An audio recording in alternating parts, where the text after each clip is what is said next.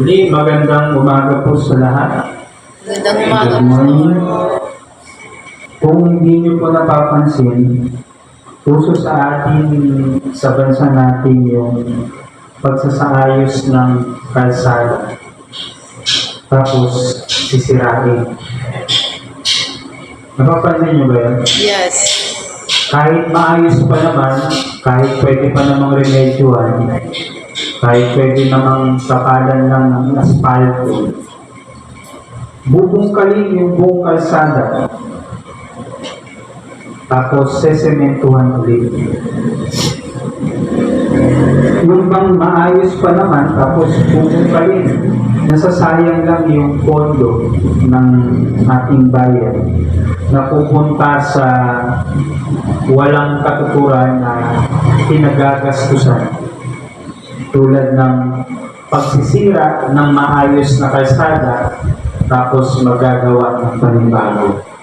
Samantala, maraming mga daan sa kalayunan at sa mga liblib na lugar sa ating bansa ang rough road pa rin.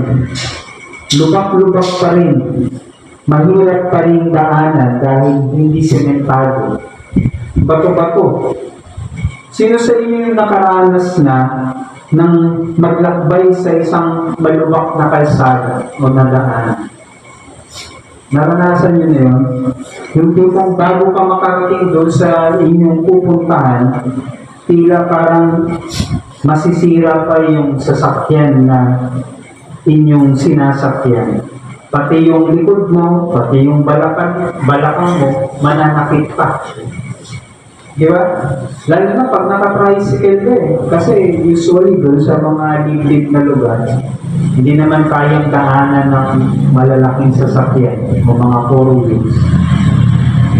Madalas habal-habal o kaya tricycle. Di ba? Tapos, bago ka pa makarating, nahindo ka na kasi natagtag na yung iyong katawan dahil sa matinding lubak na iyong pinadaan. Pero pag sinabihan tayo na may bagong daan o kalsada na inaayos, biglang nagkakaroon tayo ng excitement bigla. Natutuwa tayo na dumaan doon sa kalsada. Kasi patag na, sementado na, hindi na malubak. Pag dumaan ka doon, pag may sasakyan ka, smooth na. Hindi na matatagtag yung inyong katawan. Pero ibig sabihin din nun, kapag sementado, maayos yung daanan, merong kaginhawaan. Merong maayos na paglalakbay. Sa parehong paraan, sinasabi sa teksto sa atin ngayong umaga na ihanda ang daraanan ng Panginoon. Isang tawag na hindi lamang para sa atin bilang mga individual, kundi para sa buong lipunan. Paano natin ihanda ang daan para sa Panginoon?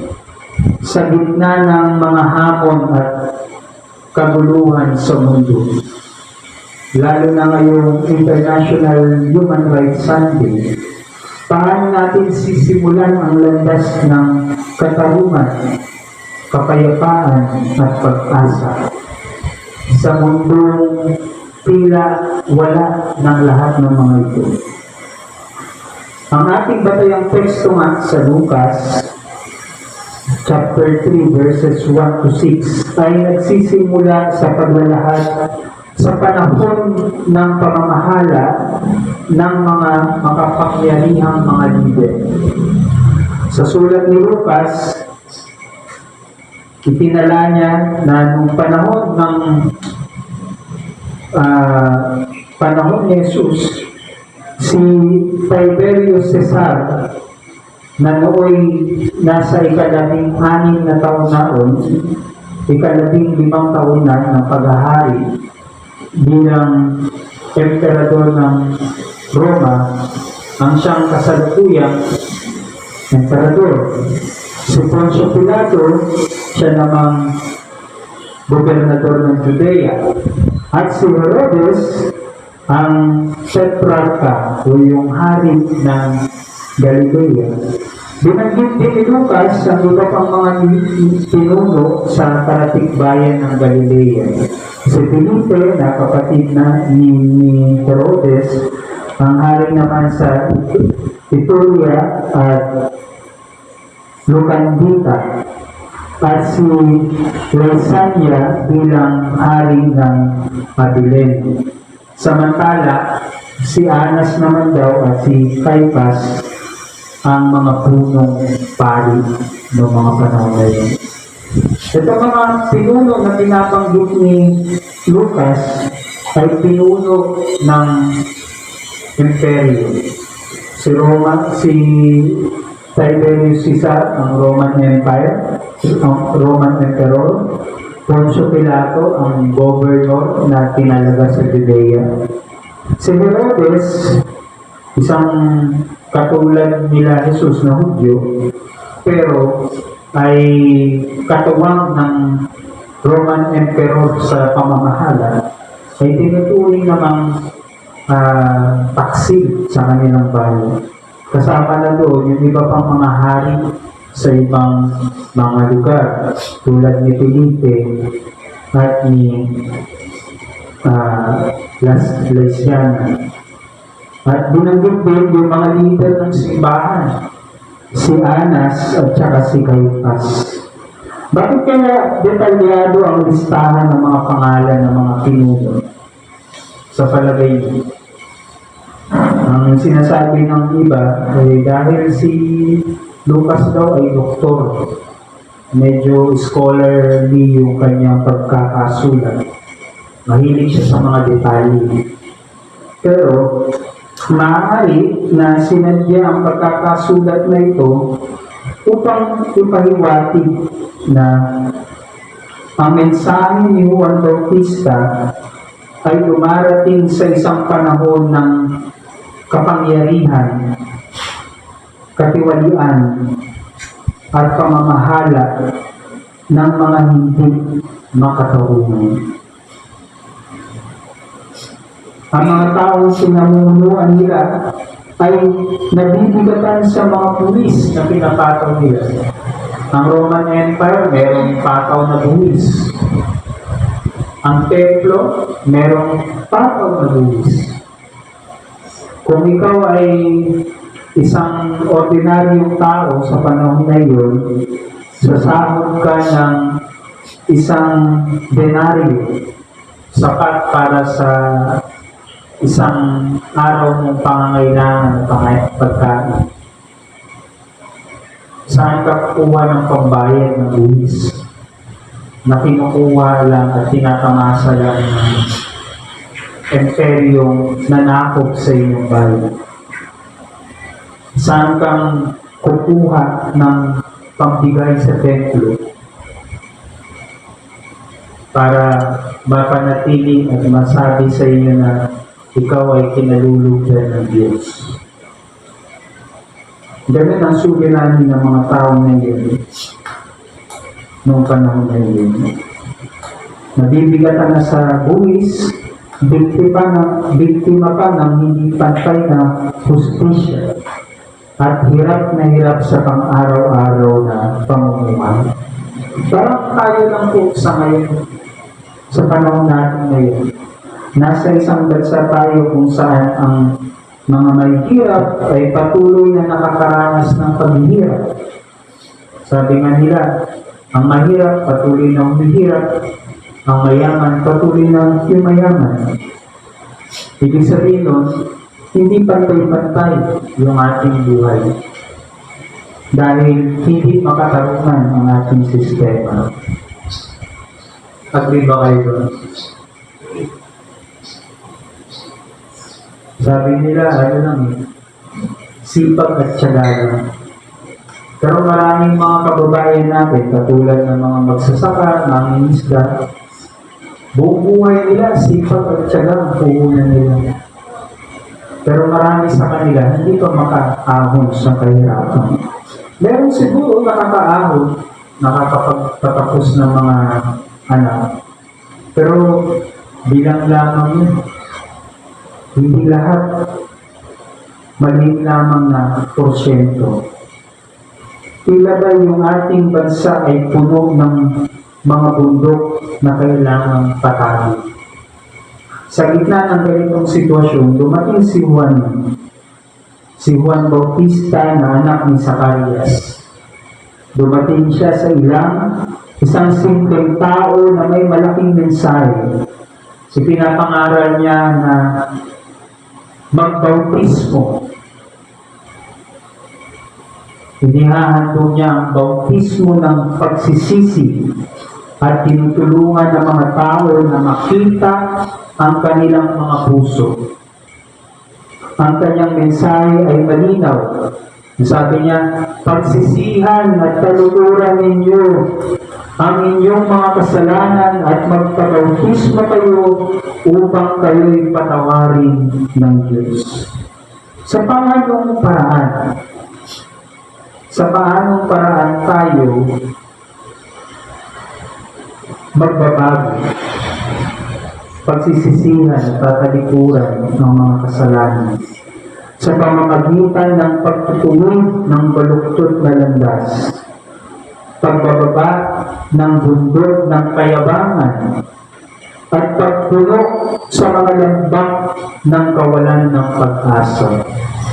Ibinabalik tayo ni Juan Bautista sa propesiya ni Isaias, sa Isaiah chapter 40 verse 3 to 5, na nagsasabing, ihanda ang daraanan ng Panginoon. Ito ay isang paalala ng ating pananagutan sa Diyos na kailangan natin magbago. Anong klaseng pagbabago? Pagbabago ng puso at isip sa pamamagitan ng pagsisisi. Sa English, repentance. Ano ba yung pagsisisi o repentance? Ang pagsisisi ay hindi lamang tungkol sa pagkatalo o pagiging malungkot. Usually, pag nababasa natin sa Biblia, na yung mga tao nung panahon na yun, pag sila ay nagsisisi, naglulungkot sila, nagsusuot sila ng saklot, naglalagay sila ng abo sa ulo, tanda ng kanilang matinding kalungkutan at pagsisisi. Pero hindi lamang yun kalungkutan, hindi lang yun makapil ka ng parang ikaw ay talagang lugmok, kundi ito ay pagtalikod sa mga mali at pagtingin sa mas magandang landas, ang landas ng Diyos. Sabi nga nila, ang repentance sa madaling paglalarawan nito ay 180 degrees na pagtalikod mo sa kasalanan. Familiar kayo sa protractor? Di ba? Yung protractor, yung isang half circle niya, 180 degrees yun. So, pag nandito ka nakaharap ka sa iyong makamundong kasalanan, kailangan mong tumalikod. Yun yung 180 degrees. Eh, yun, di ba, sumusobra eh. Binubuo niya yung pag-ikot, naging 380. Kaya bumabalik pa rin sila. Walang pagsisisi sa ganong pamamaraan, mga kapatid. Walang tunay na repentance. Ang praise na prepare the way of the Lord. Ihanda ninyo ang daraanan ng Panginoon, sabi ni Juan, ay hindi lamang literal na paghahanda ng isang kalsada. Ito ay isang makapangyarihang panawagan sa pagbabago. Alam niyo po, noong panahon ni Jesus, panahon na kung saan nasakop ang buong Judea, Galilea, ng Roman Empire. Ang Roman Empire, ang isa sa mga bahagi ng ang kanilang mga naibahagi sa kultura at sibilisasyon ng mga Hudyo ng panahon na yun ay yung mga kalsada, Roman road. Ginagawa yun ng mga sundalo. At lahat ng mga kalsada na ginagawa nila, lahat yun ay nakadugtong sa Roma. Sabi nga nila, mayroong kasabihan ng mga panahon na yun na all roads lead to Rome. Sapagkat nandun yung emperador. At kapag siya ay maglalakbay, pupunta dun sa iba't ibang teritoryo na kanilang nasakop, no? Babay-bayin lang nila yung kalsadang nagawa nila papunta dun sa mga lugar na kanilang nasasakupan. At kapag sila ay darating, pupunta doon, naghahanda ang mga tao. Kailangan nilang sambahin ang isang hari na nanakop sa kanila. Sambahin sapagkat tinuturing ng maraming mga Romano ang kanilang emperador na anak ng Diyos. Diyos na nagkatawang tao. Diyos na nagre-representa ng kanilang mga Diyos. Pero si Juan, maaari ay pinapahiwatig dito na hindi yan ang totoong Diyos. At yung kalsada na dinadaanan nila, ang hindi tunay na kalsada, marahil ang sinasabi niya dito ay more than sa physical na kalsada. Yung ating mga buhay na dapat daanan ng ating Diyos. Sa Malakias chapter 3 verse 1 to 4, ang ideya ng paghahanda ng daan ay konektado sa paglilinis ng ating mga puso at buhay. Parang sinasabi, kung nais mong salubungin ang Panginoon, dapat mong linisin ang tahanan ng inyong puso. Sabi nga ni Pablo, ang ating mga buhay, ating mga puso, ay templo ng banal na Espiritu. At sa tuwing tayo ay nagkakasala, dinudumihan natin ang tahanan ng Espiritu.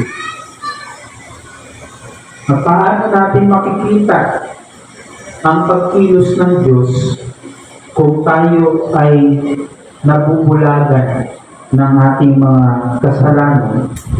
Sa Pilipinas ngayon, paano kaya natin masasabi na ang daraanan ng Panginoon ay baluktot? Pag tinignan niyo ba yung ating lipunan ngayon, mukha bang tuwid? Mukha bang matuwid ang mga pag-iisip, pag-uugali ng mga tao, ng mga namumuno? Yung mga kailan lang nagulantang tayo balitang balita yung hindi maipaliwanag na paggastos ng isang leader natin sa pamahalaan ng kanyang confidential fund na kung titignan ang dami at laki, hindi lang doble ang laki doon sa mga nakaraang nakaupo rin doon sa kanyang posisyon. Pero hindi naman nila masyadong pinag-usapan. Mas pinag-usapan yung issue ni Maris at ni Anthony Jennings. Sino sa inyo dito nagbasa rin ng mga screenshots? Na kung tutusin, privado sana. Pero nakikisaw-saw kahit mga ordinaryong tao. Pero yung mas dapat na sausawan natin ng mga issue panlipunan, hindi natin sinasawsawan. Hindi tayo nakikialam na kung tutusin, tayo ang mas higit na apektado. Bakit kayo apektado sa awayan ng mga artista at kanilang mga ex? At bakit mas importante sa inyo yun kaysa sa pagnanakaw sa kaban ng bayan? maaaring ginising tayo ng talatang ito na iwaksi yung ating maling pag-iisip. Tignan kung ano ang mas mahalaga. Pakialaman kung ano ang dapat pakialaman. Hindi mga bagay na wala namang katuturan at hindi naman magiging kapakinabangan sa lahat ng tao. Ganito yung kalagayan ng bansa natin ngayon. Makikita natin sa sistema ng ating justisya na madalas pumapabor lamang sa mayayaman, sa diskriminasyon laban sa may hirap, at sa patuloy na pagkawala ng karapatan ng maraming mga Pilipino. Ito ang titignan natin sa teksto ni Lucas. Sinasabi nito na ang ating misyon ay gawin tuwid ang baluktot, tambakan ang mga malalim na bahagi ng ating buhay. Pantayin ang hindi pantay. Buksan ang landas upang makita ng lahat ng tao ang pagliligtas na gagawin at ginagawa ng Diyos. Pero ang maganda rito mga kapatid ay ang pangakong binanggit din sa verse 6, at ang lahat ng tao ay makikita ang kaligtasan ng Diyos. Hindi lamang ito para sa mga religyoso. Pag sinabi niyang lahat, ang mensaheng ito hindi lang para sa atin na member ng UCCPA. Sinabi niyang lahat, hindi lang sa mga palasimba, hindi lang para sa espesyal na grupo, ito ay para sa lahat ng tao. Ganito rin ang sinasabi ni Zacarias sa kanyang awit sa Lucas chapter 1, 68-79, na ang Diyos ay nagdala ng kaligtasan hindi para sa makapangyarihan, kundi para sa may hina. Sinabi pa niya upang magbigay liwanag sa mga nasa kaliliman. Ang liwanag na ito ay hindi lamang pag-asa sa buhay na darating, kundi kaligtasan na nararanasan natin ngayon. Maraming tao kasi humaling na kapag tayo ay mamamatay, saka lamang natin matatagpuan o matatamo ang kaligtasan. Yung eternal life na tinatawag. Pero ilang ulit sinasabi ni Jesus na ang kaharian ng Diyos ay darating at dumarating dito sa lupa, dito sa ating kalagitnaan. Ang pagliligtas ng Diyos ay ating mararanasan ngayon pa lang, at hindi na natin kailangan maghintay pag tayo ay sumakabilang buhay. Ngayon pa lang mararanasan natin ang kaligtasan. Ngayong International Human Rights Sunday, tinatawag tayong lahat na maging katuwang ng Diyos sa paghahanda ng tao. Paano? Katulad ng ginawa ni Juan, tanggalin ang mga hadlang sa katarungan. Paano natin mababawasan ng diskriminasyon sa ating komunidad? Paano natin mapapairal ang katarungan? Simulan natin sa pagtuturo ng pagkapantay-pantay at pagiging bukas sa lahat. Pangalawa, punuin ang mga lambak ng kawalan ng pag-asa. Meron ba kayong mga kilalang tao na nawawala ng pag-asa? Meron ba kayong kilalang tao, kaibigan, kamag-anak, kapitbahay, na ang tanging pag-asa na lamang nila ay ang Diyos? Isang mensahe ang dapat natin ibigay sa kanila. Hindi lang kaya mo yan.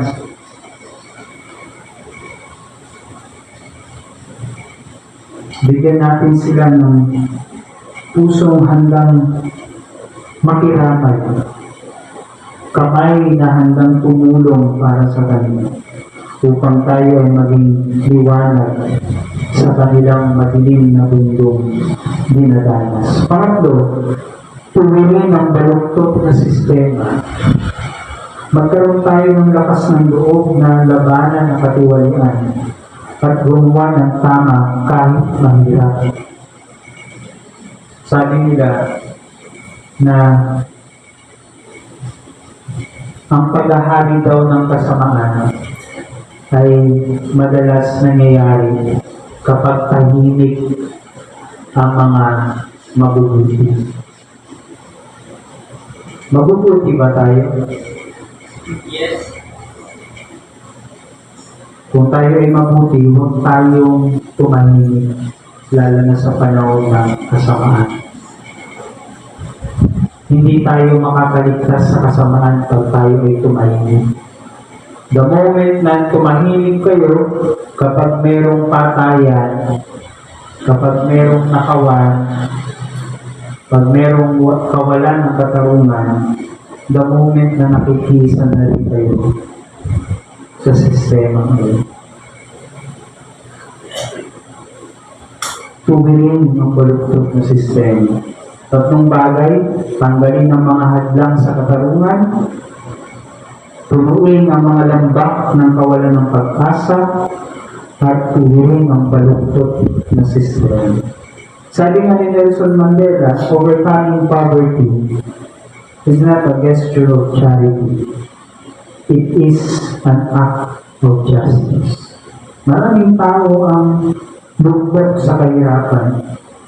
Ang paghahanda ng daan ng Panginoon ay hindi lamang social act. Ito ay spiritual act. Bahagi ng ating spiritualidad. Isang paglaban para sa hustisya at karapatan para sa lahat. Sabi nga ni Jesus, nung binasa niya ang isang talata sa Isaias, at tinuturing ito ng mga Bible scholars na kanyang pagbibigay hudyat sa pagsisimula ng kanyang pampublikong ministry. Nung binasa niya ang isang talata sa Isaias sa isang sinagoga, ito ang nakasulat, ang Espiritu ng Panginoon ay sumasa akin, sapagkat hinirang niya ako upang ipangaral sa mga mahihirap ang magandang balita. Isinugo niya ako upang ipahayag sa mga bihag na sila'y lalayo, at sa mga bulag na sila'y makakakita. Isinugo ako upang palayain ang mga hinati at upang ipahayag ang panahon ng pagliligtas ng Panginoon. Kung iniisip ninyo na hindi spiritual yung mga binabanggit kong kanina, sabihin nyo yan kay Jesus, sapagkat yun ang bahagi ng sinasabi rin ng talatang kanyang binasa sa sulat ni Propeta Isaias. Mga kapatid, tinatawag tayo ng Diyos na maging tinig sa iyan. Hindi ito madali, pero ito'y posible. Sa gitna ng lahat ng hamon, sa mga bundok ng problema, sa mga lambak ng pagkabigo, tandaan natin na ang Panginoon ay nasa ating tabi. Bibigyan tayo ng lakas upang ihanda ang kanyang daraanan. Ang tanong ko sa inyo ngayon ay, ano ang maaari mong gawin upang maihanda ang daan para sa Diyos sa iyong buhay at sa buhay ng iba? Sa inyong tahanan, sa inyong komunidad, sa ating bansa, simulan natin ang ating paglalakbay. At nawa sa ating paghahanda ng daan para sa Diyos, lahat ng aspeto ng ating buhay ay makaraan ang Diyos at maghari saan man aspeto ng ating buhay at mundong dinadalawan. Kasama natin ang Diyos at ang kanyang pag-asa ang magdadala ng liwanag sa ating mundo. Amen.